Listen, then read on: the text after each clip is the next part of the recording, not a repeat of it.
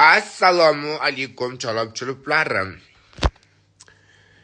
Yulduz Usmonova ajrashgan ayollarni tualetga o'xshatganini, unitazga o'xshatganlarini hamma eshitdi deb o'ylayman. Endi o'zimning fikrimni bildirib o'tib ketmoqchiman, xolos.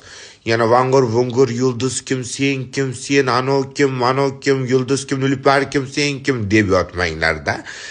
Gapimni normalni primat qilinglar. Endi ajrashib o'ziga qarab yurgan ayollar ham juda ko'p-da. O'zini o'zi xizashingga qilib turib hammaga ham berib ketavermaydigan ayollar ham bor. Endi hammani bir xil Yulduz opa bir gapirib yorasizda, lekin Nilufar Usmonova shunda 3 marta erga tegib 3 marta ajrashgan-ku. Hamma farzandi har xilcha. Unitas bo'ladimi shunda?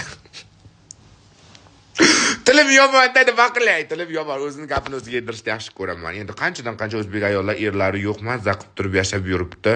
Endi er bo'lish niyat bizda